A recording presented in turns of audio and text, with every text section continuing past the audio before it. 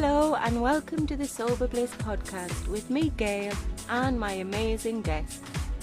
I finally quit drinking for good in March of 2018, and one of the things that helped me was connecting with people on the same journey as me, hearing their stories and finding inspiration.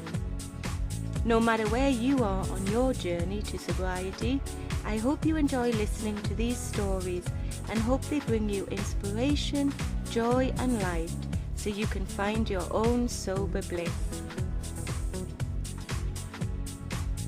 Hi everyone and welcome to this week's podcast with me, Gail. Today I'm joined by the absolutely lovely Dr. Brooke Scheller, who is a clinical nutritionist and she's also alcohol-free. Welcome, Brooke. It's so lovely to have you. Thank you, Gail. I'm so thrilled to be here. Thanks for having me on the podcast, and I'm excited for our conversation today. Oh, yeah, me too. It's such a hot topic with me personally right now, but I think with everybody who wants to stop drinking, is in the process of stopping drinking, because we often turn to food to help us as a replacement. So yeah, I'm really excited to hear your wonderful advice on what we should be eating when we're not drinking. But first of all, would you mind sharing with us about your own journey to alcohol freedom? I would love to share on that. Thanks for asking. And it's a topic that I feel really passionately about sharing because, as you know, Gail, a lot of the change comes from when we can identify with someone else.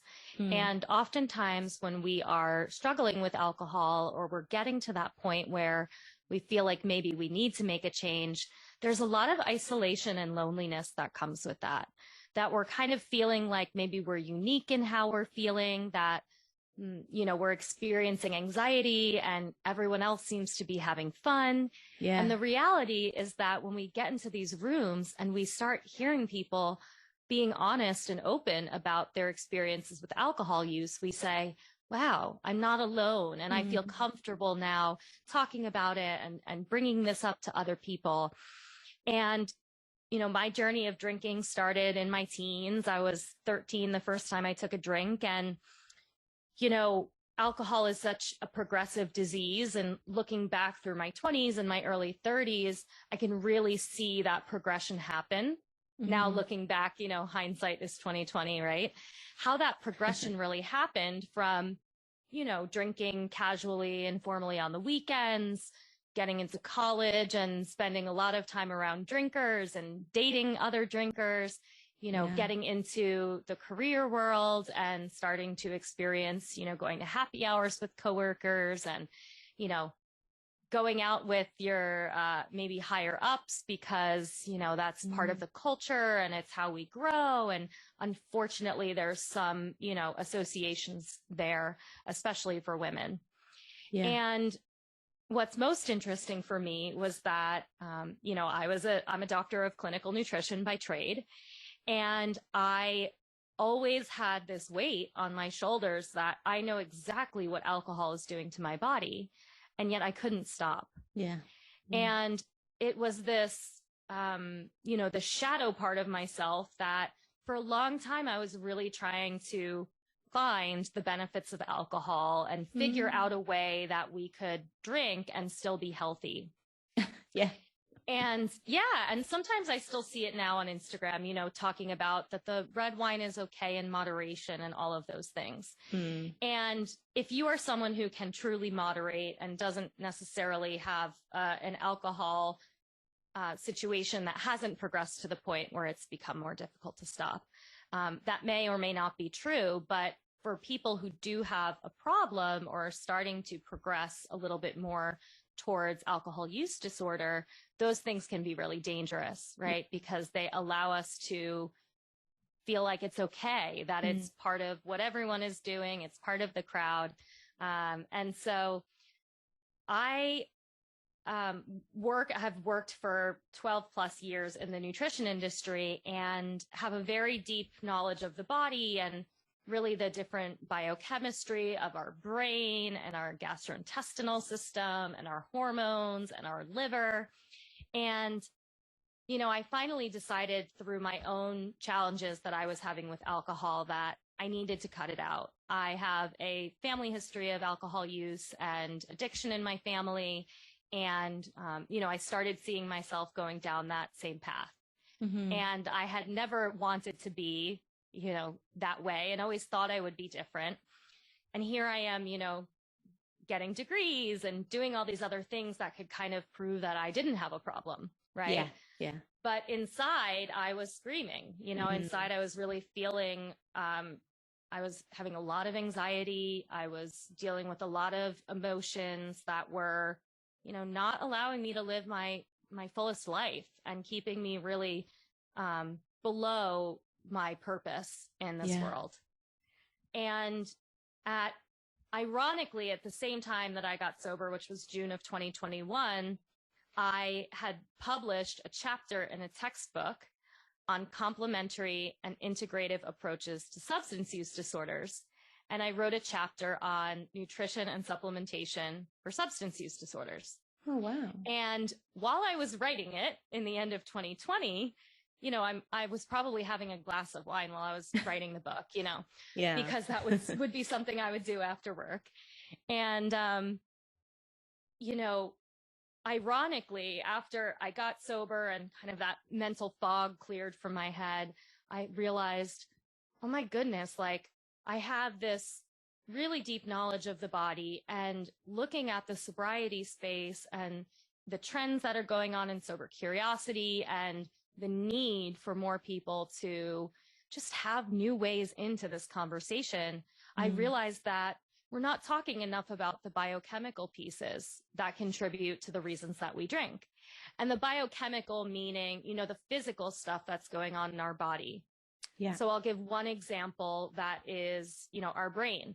A lot of us recognize that maybe a deficiency in some of our feel-good hormones in the brain can contribute to why we drink. And nutrients, specific vitamins like vitamin B6, vitamin B12, vitamin C, a lot of our minerals and amino acids, these are all are the building blocks of those brain neurotransmitters, right? Mm-hmm. So what I started talking about and doing more research on for myself was not only how alcohol affects the body and, you know, as we know, damages the liver and some of these other systems, but I started really looking more into how these deficiencies and really nutrition or physical components of our body can actually be part of the reason why it might be more difficult for us to stop, because we have these imbalances in our body that if we can address those, then we can maybe make changes to our drinking habits. Yeah. Wow. So it's been really exciting work and a really fun area and a fun way for me to combine these two areas of passion that I really have. Wow. Amazing. It's just something that we don't think about, let alone talk about. So it is so exciting that, you know, it's coming up, and which is why I'm really pleased that you're here, because a lot of my clients and people who follow me, and people in general, we blame ourselves, don't we? But not in a way that, I don't know, not in a nice way, if that makes sense. Mm-hmm. We say, oh, there must be something wrong with me. And actually there might be, in the sense that we might have these deficiencies, but actually that's a really good thing, because it can be fixed, if that's the right word, or supported with food and nutrition and supplements, I would imagine. Yes, and that is a great point, and something I talk about very frequently, that we put a lot of burden on ourselves that we just don't have the willpower. Yeah. And I use quotations with willpower because we make ourselves feel bad when we think that we're different, or that we're not strong enough, or that we don't have, you know, really the will to do it, or to turn it down, or to make a change. And the reality is that the body and these chemical hormones that are going through our body are very, very strong. Mm. And if they are needing that kind of hit from, something like alcohol or something like sugar or a drug, for example, the body craves that, and it's very difficult for us to say no. Yeah. Whereas when we can start to identify where is the deficiency happening, or where is the imbalance occurring, by looking at other things that might be going on in someone's body. So do they have hormone imbalances? Do they have digestive problems? Are they, for example, vegetarian and maybe don't get enough of those protein building blocks in their diet? And so when we start to narrow in and identify some of these details, we can really start to look and say, okay, if you're vegetarian and not eating enough protein, how do we make changes to your diet, your vegetarian diet, to incorporate more protein? And B, how do we think of something like supplements, like you mentioned, Gail, as an adjunct to support you in improving those brain neurotransmitter levels? Mm-hmm. So there's a lot that we can do with food and supplementation. And oftentimes it's just identifying where the person might have the imbalance, and then what specifically do they need, or what can they try to start seeing if it will make a change for them. Yeah. Yeah. And how do we do that? Say I stop drinking and I'm probably not aware that I've got a deficiency in something, because it's not the first thing that pops into your head, is it? So how do we know that we've got this deficiency, and what can we do about it? Yeah, so that is a great question. And again, something that I feel really passionately about empowering people to help figure out. And there are ways that you can try things at home, and I'll give you some examples of that your users can try today and see if they help. But I also do, in my own work, I launched a group membership program that is more community-based, but it focuses on how we use nutrition, supplements, really wellness practices to help support our alcohol-free journey. And that is for anyone who is completely sober to that sober curious person who is saying, I'm really trying to cut back, but I need that additional support. Yeah. And in there, we talk a lot about these different tips and tricks that you can try. But another thing that, especially when someone has maybe a more specific health concern, so if they are someone with an autoimmune disease, for example, that can have a really close connection with alcohol use because of the way that alcohol affects the gut. And so sometimes people do need a little bit more of that customized approach, and doing some identification of, what type of testing they can have done, which I recently posted about on Instagram, different types of blood markers that you can request from your doctor. But there are a lot of things that your listeners can try. And one of the things that I really like is very, very simple. You can do this today when the alcohol craving strikes, but we can eat more protein throughout the day, starting in the morning, and making sure that each meal and snack has at least 10 or 15 grams of protein. And if an alcohol craving comes up, try to eat something with protein and a little bit of maybe fiber or a little bit of good carbohydrate. What that's going to do is it's going to help normalize and stabilize our blood sugar levels, which oftentimes can be irregular if we have a history of drinking. Yeah. So if we think of it in the sense of, if we're having a crash in our blood sugar, so that same kind of 2 p.m. feeling that we might get, in the afternoon when we're stressed and we're kind of craving sweets, the same type of thing can happen, and that craving can manifest as alcohol.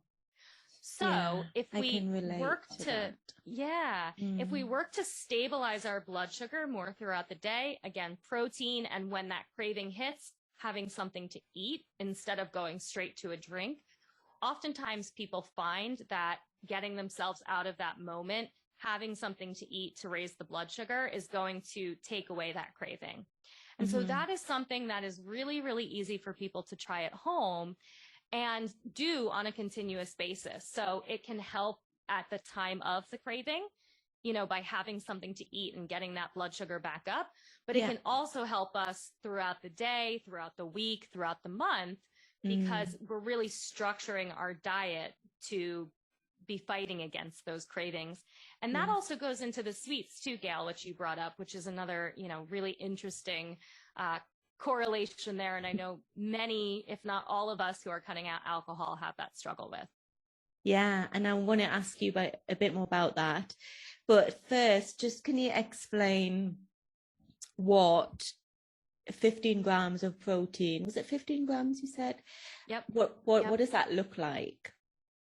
Yes. So one example that I will give you is 2 eggs contain about 6 grams of protein per egg. So if you're having 2 eggs, it's about 12 grams of protein. Okay. Which in theory is pretty good baseline, will help to kind of cut that craving. It's enough protein as a snack. I'm a big fan of hard-boiled eggs, and I get all fancy and make my own little deviled eggs at home in the middle of the workday, which feels special. But also, you know, when we think about meals and we think about incorporating something, a lean protein like chicken or fish, typically a 4 to 6 ounce portion has somewhere between 20 and 30 grams of protein. So that in and of itself is a great way to structure. I'm a big fan of fish because of the healthy fats, the omega-3s that are present there. So I would suggest at meals really looking to aim for that maybe 4 to 6 ounce piece of protein, animal protein. And then during snacks, things like hard-boiled eggs are great. Even like an apple with sharp cheddar cheese or a nut butter can help to kind of stabilize, because it also brings in that healthy fat element and again, the fiber from the apple. So I recently posted about different protein rich snacks, and I would love for the listeners to follow me, because on Instagram, I give away a ton of these kind of quick tips and, you know, what to grab as snacks. Because it is sometimes just, we know what we should be doing, quote unquote. We know that we should be having a healthier snack, but sometimes it's just, well, what can that be? And trying some new or different ideas. Yeah, exactly. And I think the preparation and the planning for that is really important. And I might ask you for some tips about that as well. Absolutely. Like, for example, I like fruit. I really enjoy fruit, but I hardly ever eat it, because for me, not now, because things have changed, and I'm having to be a lot more mindful and aware about what we eat at home. But before, I might have a bowl of oranges and peaches, but I just couldn't be bothered to eat an orange, because I would have to peel it, and then there would be juice running down my arms and down my chin, and it would just be such a nightmare. So I would have a bag of crisps possibly, or a piece of cake or something. So how can we get ahead of the game, if you like, and be prepared so that in the moment when you're faced with, okay, I can have a piece of fish, but I maybe have to prepare it and cook it, or there's a cake over there, or there's the bottle of wine. Yeah.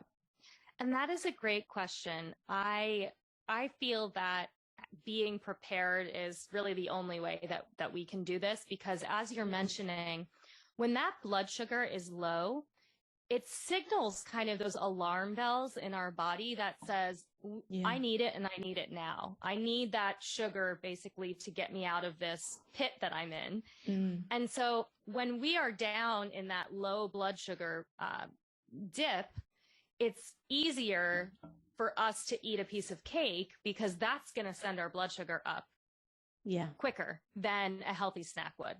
So even the process of peeling the orange and all of that is tedious, right? Because you can just grab the cake and, you know, grab a fork and you're ready to go. Yeah. So as it relates to things like fruit, for example, I am a big fan of really focusing on the lower glycemic fruits. So things like apples or pears, berries are one of the biggest recommendations I have because they're so high in antioxidants.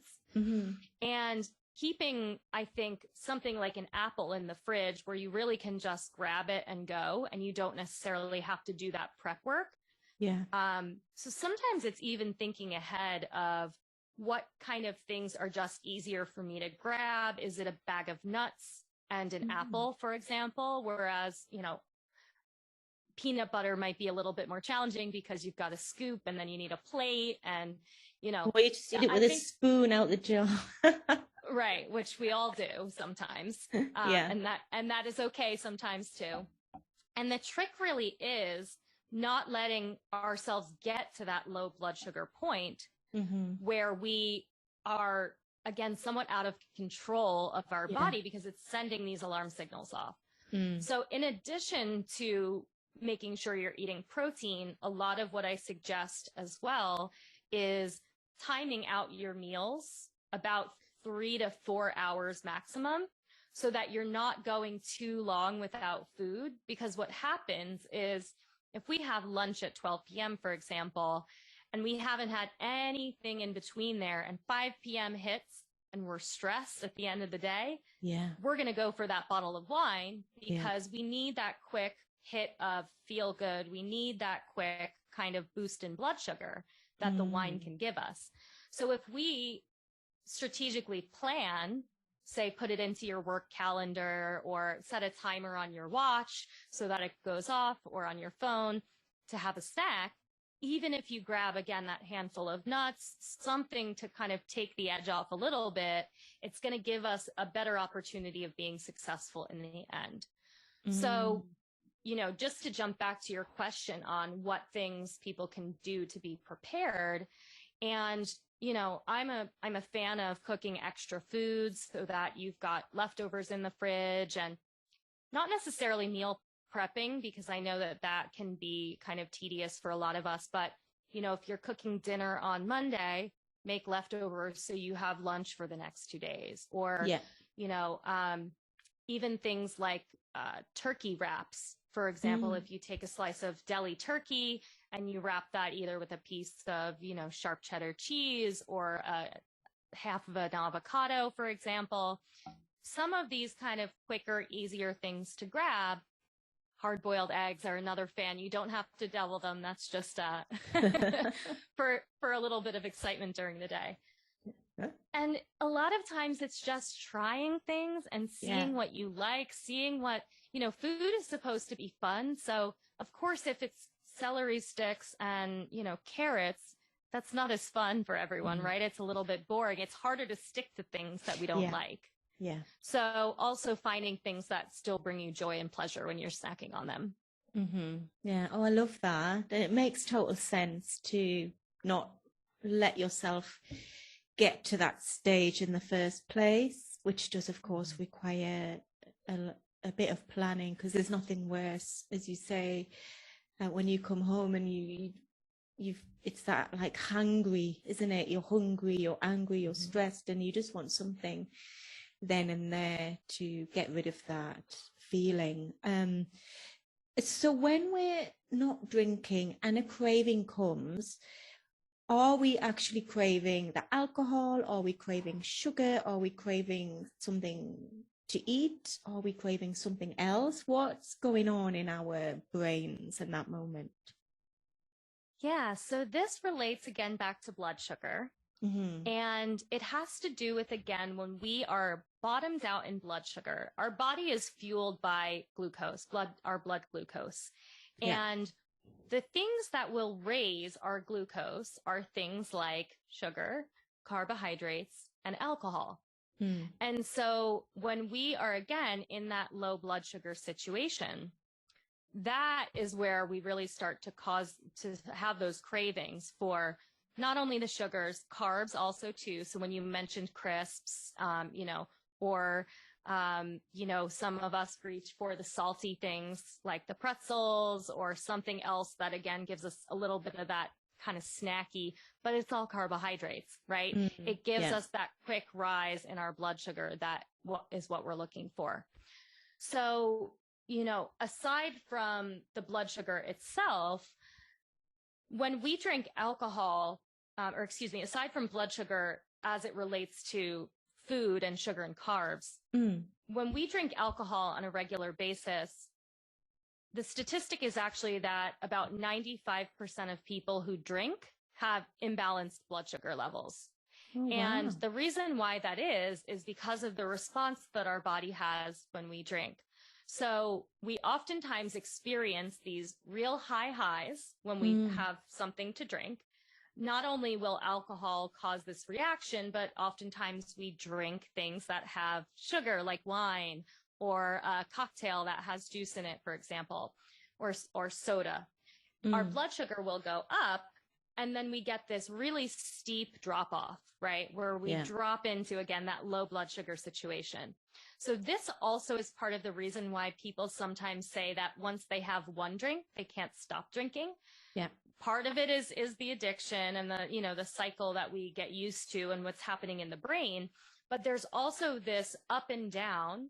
We have a drink, our blood sugar goes up. After the drink, it drops back down. And then where are we? We want another drink, right? Yeah. So it keeps us in this kind of rapid cycle of these up and down blood sugar levels that then create a consistent, irregular blood sugar level. And so this is why when we cut out alcohol, our body is really trained, not only through blood sugar, but also those brain neurotransmitters to say, I need this hit of feel good, and I need this something to raise my blood sugar back up.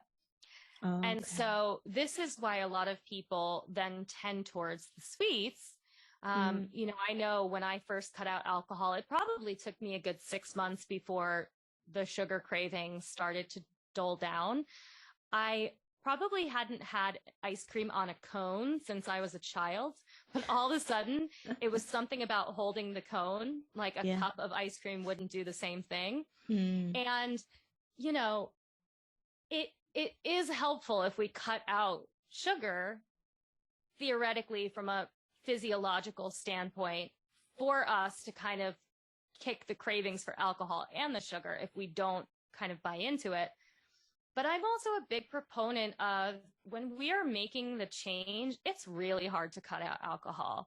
And so I would rather have you, if you're listening, have a little bit of a treat and give yourself the grace of, at least I didn't pick up the drink, and work on the sugar a little bit later on. Because sugar is something that we're never really going to be able to be completely sober from, if you will.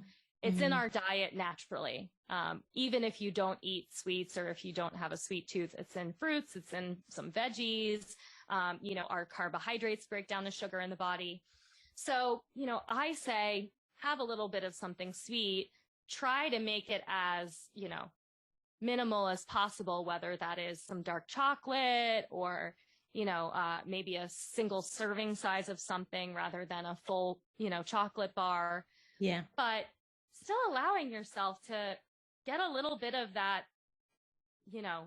pleasure that we get from, or the feeling that we get from that food, because in my book, alcohol is the real one that we want to worry about for now, and we can always figure out sugar a little bit later. Yeah, I agree. That is such good advice. And it's so nice to hear it from somebody who knows what they're talking about, and not just me, because I swapped beer for tea and cake. And I say the same thing to my clients and, people I'm in conversation with, that in the beginning, certainly, I think the most important thing is not to pick up the wine or the beer or the vodka, whatever it might be. So if you are drawn to, ice cream or cake or whatever, then go with that. And we can begin to phase out that and add healthier, sweet things as we go along. But you're right. The most important thing when we're trying not to drink is to try not to drink. Right. And there are different schools of thought on this. Some people believe that you should really cut out sugar at the same time. and that is going to be, the way that we avoid a transfer addiction and, moving on to sugar as our next addiction. But the way that I find helps a lot of people and has been really beneficial for me, the other thing that's very fascinating is, especially if we begin drinking at a younger age, which I think many of us who end up with alcohol use concerns as adults, we started younger. And the brain is not fully formed until we're about 25 years old. Mm-hmm. And what happens when we start drinking at younger ages is we're really training our brain and wiring our brain to believe that alcohol equals pleasure. Alcohol equals feel good. Yeah. Alcohol equals fun. Yeah. Right? So when we cut out alcohol, our body is saying, well, nothing else seems fun because I only know how to have fun with alcohol. And sugar can fill that a little bit because it is the treat. It is a way to, go out and do something fun if you're going out and getting ice cream when you're trying to avoid going to the bar. At least you're not sitting home or, going right home after dinner. Maybe it's a little bit of a treat. But it's really important for us to relearn and retrain our brains on how to have fun again. Mm-hmm. What does life look like without alcohol? Because we also don't want to keep the sugar in there forever too, and then be every night going and getting the sugar. Yeah. That's where I think things become more of a transfer addiction. But through a lot of the work in the recovery space, and what I think is really important is identifying, how do you seek pleasure now that alcohol is not the way that you seek pleasure, especially if that's what you've been used to for a long time. Yeah. So is that, spending time in nature? Is it some type of creative outlet, like you're going to get back to painting again or playing music again or journaling or writing? I think we all have these different ways in which we feel fulfilled outside of drinking, but I know, and if you're listening and you are a longtime drinker, you might be saying, gosh, I have no idea how I would have fun. Yeah, that's a problem. I remember, dating, even when I was drinking, and people used to say, what do you do for fun? And I would say, I drink. That's what I do for fun. Right. And I really relied on some of my longer term sober friends with, 5 years of sobriety or so when I first got sober to say, what do you do for fun? And that looks different. And sometimes it is just relaxing and chatting, maybe going out to a cute little restaurant or cafe where you sit and have a lovely little cup of coffee or a pot of tea, which can be really special and is something that we really miss out on when we're so focused on the drink. Yeah. My first sober trip earlier this year, I was in Bali and I was away for several weeks, and it clicked at one point that, this is my first time being away and not drinking. And they had so many fresh juices. Every day I was having a fresh young coconut water. And I was like, if I had been drinking, I never would have gotten that stuff because I would have said, it's more important for me to, try the alcohol than to try some of the fresh juices. Yeah. So it's a flip of our mindset, and it's a change of how we really look at what is fun, what is pleasure, how do we live without alcohol? Because I know that so many of us feel, Gail, I'm sure you feel the same way, that once you get past that hump, you're like, this life is so much better. I feel way better. My energy is better. I have better friendships and relationships. But it does take a little bit of that shift for us to really, start to see that we can live life without alcohol. Yeah, absolutely. And we have to be in it for a little while, as you say, for the realization to really come. And it is that FOMO, because when we're drinking, we think that we're going to have so much FOMO when we're not drinking. But as you just said, actually the reverse is true, because when we're drinking, our world is just so small, and it is just sofa and wine. Usually it's not those little young coconut waters in Bali. Mm-hmm. How amazing is Mm-hmm. that? So you're right, a mindset switch is really important. And I say this a lot. I think it is important to allow yourself to focus on the good and the joy, to feel good when we're not drinking, because that's the thing that's going to carry us through, I believe. So anything that lights us up and brings us joy and pleasure, and especially where food is concerned, I think it's really important that we don't feel deprived or that there's any FOMO, especially in the beginning. Yeah, and that's a great point too. And I'm a big foodie. It's part of the reason why I went into the nutrition space early on, because I love eating, I love trying new foods, and you know, it can definitely be, especially the early days of sobriety, can be really isolating. It can be really challenging because we are afraid of missing out, but we're also afraid of what would happen if we go out. That we want to kind of stay away from social situations that maybe we typically would go to, and we find ourselves not really knowing what else to do except some of those other vices like sugar or, you know, leaning towards food. And the thing about what we were just discussing with relearning pleasure and ways to have fun is that sometimes in the beginning, those old ways that we used to have fun. So, you know, if you grew up and you were a musician and you don't really play so much anymore, the first time or two or three, it might still not feel that good, right? But I want you to push past that, because the problem is we're still a little dull, because alcohol's the level of dopamine and the hit that we get from alcohol is much stronger than some of those other lighter types of pleasure, if you will.